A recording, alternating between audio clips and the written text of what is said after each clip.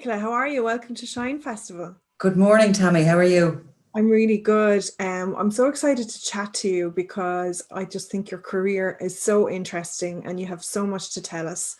You are a crime journalist and have been Ireland's award-winning crime journalist for the last 3 years. So you're obviously very serious about what you do. Tell us about your job, like why crime journalism? I suppose it looks more exciting on the outside maybe than it is. There's some mundane as well. Crime journalism, I started doing more than 20 years ago, amazingly. It doesn't feel that long.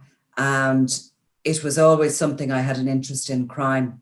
And I knew when I finished school that I wanted to be a journalist. I did 2 years in a certificate was all you could do at the time in Rathmines. And I did that and kind of got into the journalism and thought, right, well, this is what I want to be. And then when I realized you could actually mold what your interests were with your job, I was delighted. So crime, just started to cover it, and usually I suppose it's not an area that too many people are trying to elbow their way into. So I just kept getting sent on crime stories, and it developed from there. Is there many women involved in your area, or is it equal, or would you be a bit of an anomaly in your area? There is actually a good few women. There's like Ali Bracken is working on the Sunday Independent. Debbie McCann works for the Mail on Sunday, and I hope I'm not forgetting somebody. Right, that's two. But it's better than only one. Yeah. When I think about crime journalism, I always think obviously about Veronica Guerin from, and a lot of people watching this, it's before their time. And she was an amazing journalist who, do you want to say a little bit about Veronica? Did she have a big impact on you? Yeah, well, I had actually started working in journalism, and so that was 1996 when she was murdered. I was 22, and I was working, kind of doing casual shift work on some of the national newspapers, and I was working in my local newspaper at the time, kind of covering local courts and local council meetings, and probably working in a restaurant at night to pay the bills, because that's what you have to do in the beginning. But I do remember vividly the day she was murdered. I didn't know her, but I remember vividly the day she was murdered and the shock. I mean, the same as everybody in the country, anybody who was around at that stage. She'd been covering crime and was always on the television talking about it. And she was a bit of a campaigning journalist. And she had gone to court because she'd been caught speeding. And on her way back to Dublin on the Naas dual carriageway, she'd been shot dead by a criminal gang. And afterwards, there was a huge uproar about organised crime. It was a bit of a wake-up call in Ireland that, we don't just have ordinary decent criminals anymore. We actually have these organised crime gangs who are willing to do anything to protect their patches. So there was a huge amount of controversy, obviously, about it. And then there was the introduction of the Criminal Assets Bureau. It sort of certainly got me very interested in it. And actually, I started properly covering crime when John Gilligan and his gang were brought back to Ireland and put before the Special Criminal Court on charges relating to Veronica Guerin's murder. So that point, that was maybe 2 years on. 98, perhaps. I was about 24. I was working for the national newspapers at that stage, and I was down at the Special Criminal Court every day covering the John Gilligan trial. It was exciting. There was the Special Criminal Court was on Green Street in Dublin city centre at the time, and because there was two witnesses who were former gang members who were giving evidence, their lives were in huge danger, and they were on the witness protection programme. So they used to be brought to court every day under this huge armed guard. There were snipers on the roof of the building. We'd be going in and you'd have to be searched, hand over your handbag. It was like going through airport security. And you'd go into this very old courtroom where John Gilligan and others were sitting in the dock. The thing about Gilligan was he he was always described as smug, and he is that, but he was sitting there and he used to try and look around the journalists, and he would pick out the females, including myself, the young females, and he'd sort of try and wink and make these sort of kissing motions at you, you know. Mm. So it was, I found it extraordinary to see somebody in such a precarious situation, that he was facing life in prison, that he still had that sort of swagger and that arrogance and disrespect as well. So that really kind of got me into it. And I found it interesting. I found it exciting. And I think I maybe found a sense of justice inside myself. I just believe in justice. And that's maybe what has kept my interest in it over the years. Yeah, I mean, it's certainly interesting, but do you ever feel afraid? Do you ever feel in danger?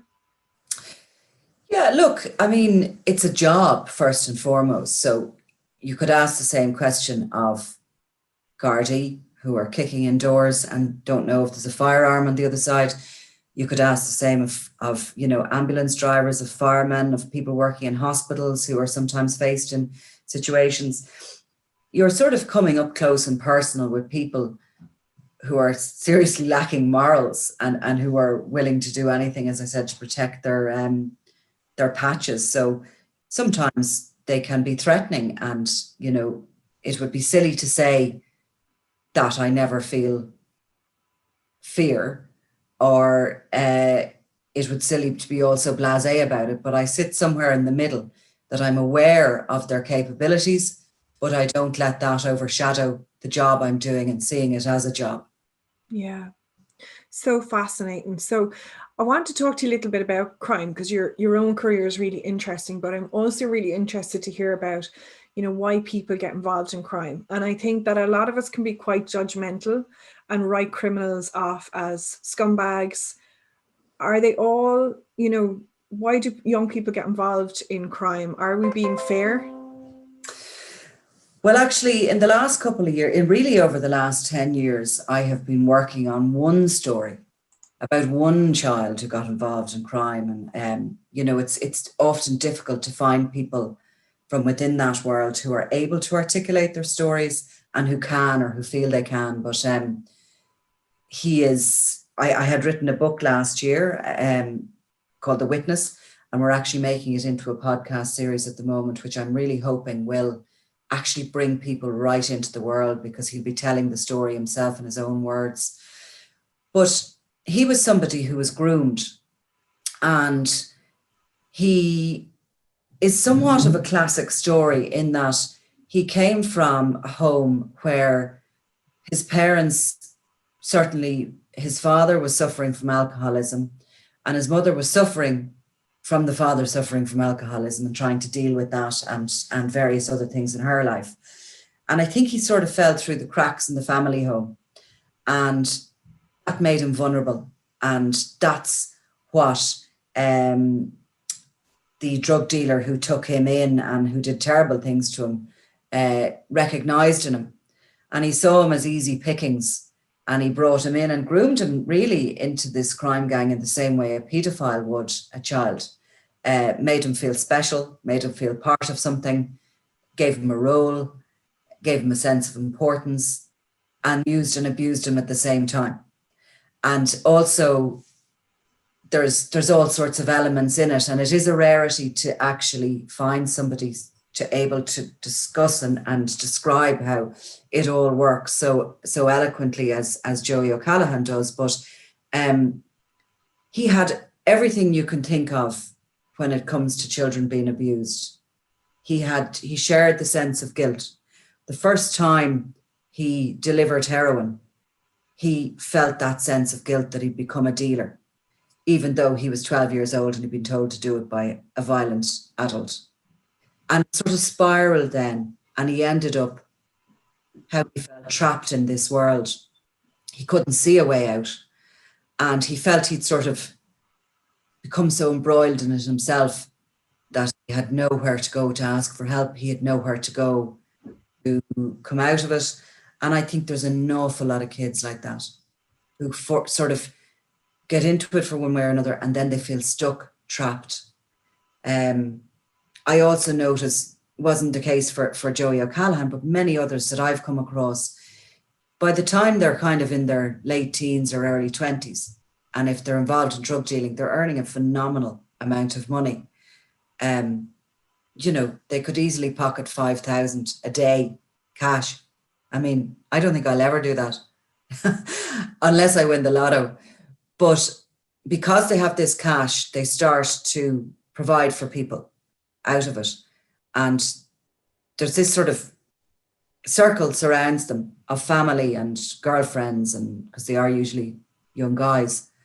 And all of a sudden, they feel responsible for that circle to provide for them, to give them cash for ridiculous things, for absolutely ridiculous. This is not to feed people or to clothe them. This is to clothe them in Louboutin heels and Canada Goose jackets and stuff really none of us actually need.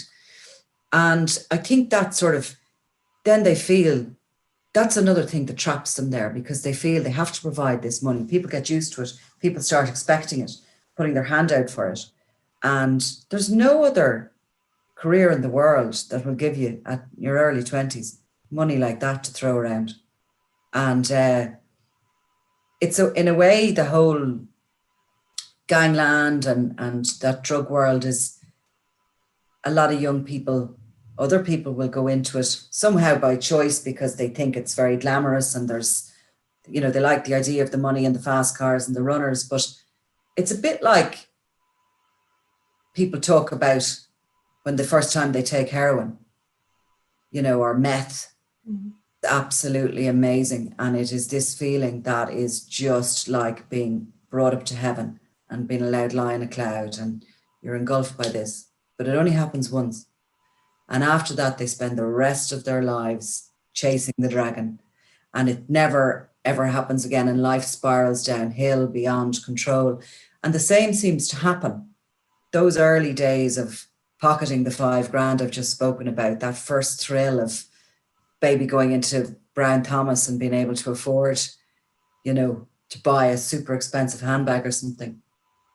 That'll never be the same. And it's this kind of very false god, drugs, money in the underworld. It lures them in and then it just destroys them. And nobody comes out of it in one piece. Mm-hmm. You mentioned there, I thought it was really interesting, you talking about that 12-year-old, you know, who was groomed and maybe didn't have the same opportunities that the rest of us and that many of the other of us have, and also the parenting and having role models around them. But yet you said that even at age 12, he knew right from wrong. You know, like he knew, like, on a instinctively right from wrong. And, you know, there's still an element of choice there, even though, like I heard somebody say at the weekend, you don't make choices, you're given choices, you know. So what I might have to choose between and what they have to choose between, they're still choices, but they're not the same choices. Like, do you think these people deserve forgiveness and compassion? And have you seen people turn things around?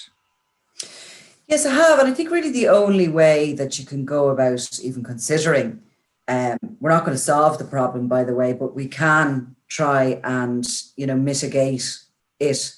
And one of the most important ways of doing that is to try and always leave the door open for people to come out of it and to try and reach out to them and to try and, you know, provide, look, not everybody has to find that adult that can be a mentor as in their parents. They don't have to find that in the home.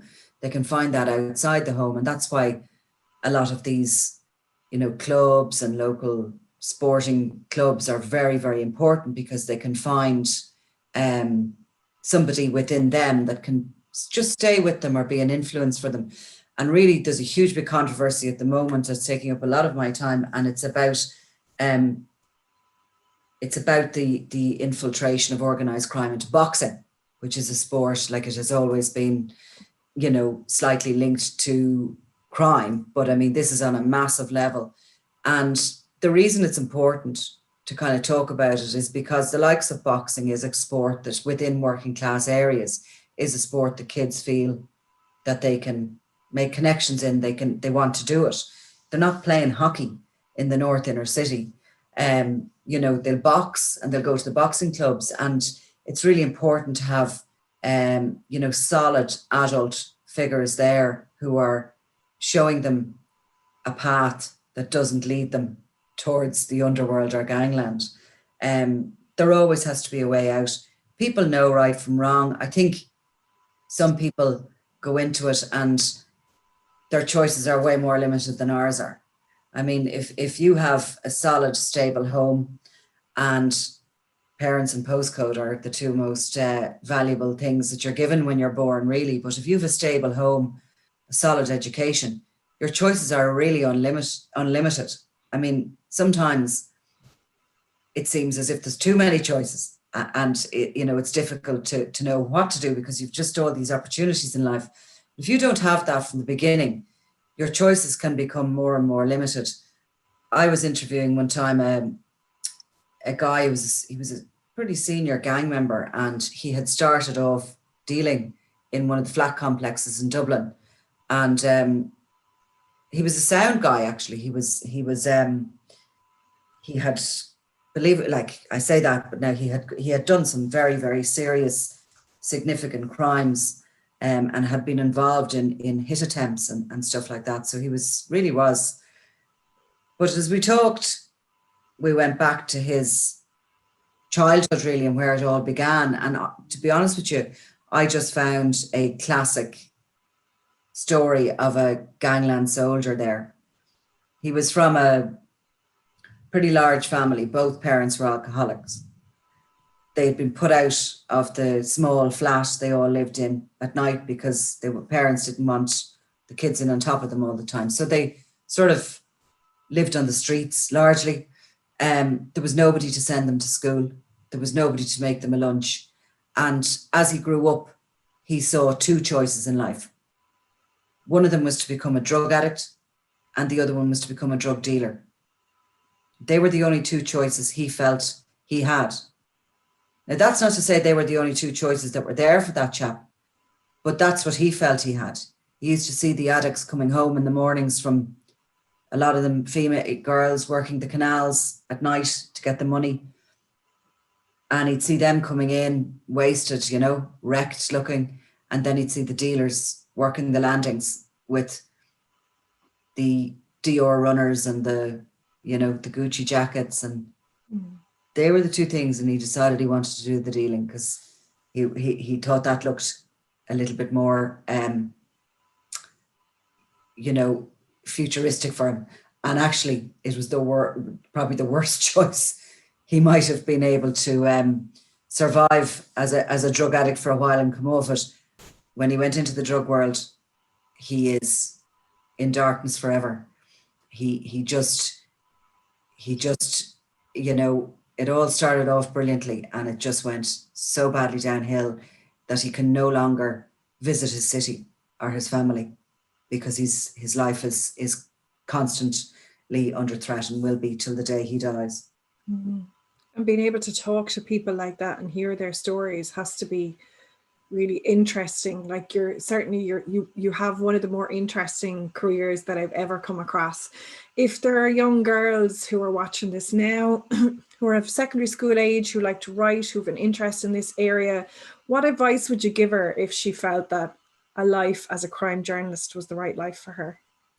Well, I suppose when I started off, writing was the thing, wasn't it? I mean, that was, 25 years ago, a journalist went to work for a newspaper. Nowadays, it's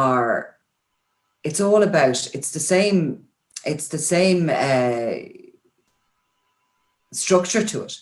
You're trying to tell a story, but you're doing so nowadays in a multimedia platform. So you're doing realistically documentary making, podcasting, you're doing audio interviews, you're doing writing, etc. So I always say to kids, maybe even in fourth year, whatever, don't get totally obsessed with having to write. I actually know loads of journalists who can't write their bloody name. I mean, they can't spell. Like, in actual fact, it's slightly secondary. There is layers of subs and people to check your writing now. It helps to be able to write, but it's not the be all and the end all. It's more about being a communicator. being interested in a subject and wanting to tell stories. I mean, for me with the crime thing, it's about finding, it's not about writing about or reporting about statistics. I find them so incredibly boring.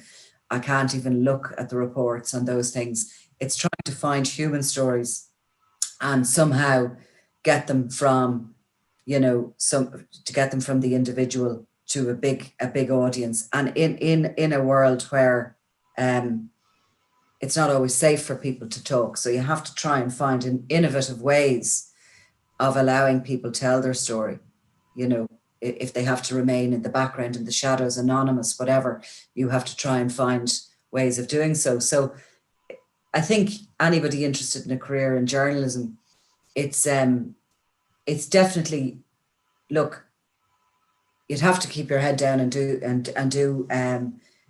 try and do okay in English and that, but it's not the be all and the end all to be able to write. I mean, you can do radio broadcasting, like the way you're interviewing me now is journalism. It is drawing a story out of somebody. Mm. And there's a theme here, because just like we were just talking about, there's always choices. Mm-hmm. Even when you're thinking about going into crime journalism or any kind of journalism or writing, there's lots of different paths into it and lots of different ways for you to tell that story, because it really does just come down to telling stories. Mm-hmm. And that's, I think you're right, that's what people connect with. You need the statistics to back it all up, but like, your story is fascinating. The people that you work with, their stories are fascinating. And, anybody who's interested will create their own story, yes, and do it in their own way. So anyway, Nicola, it's been so lovely to chat to you. Thank you so much for joining us. And we're going to put some more information. When you get that podcast done, please send it on, because we're all huge podcast fans and can't wait to listen to it. Nicola, thanks a million. Take care. Thank you, Tammy. Bye.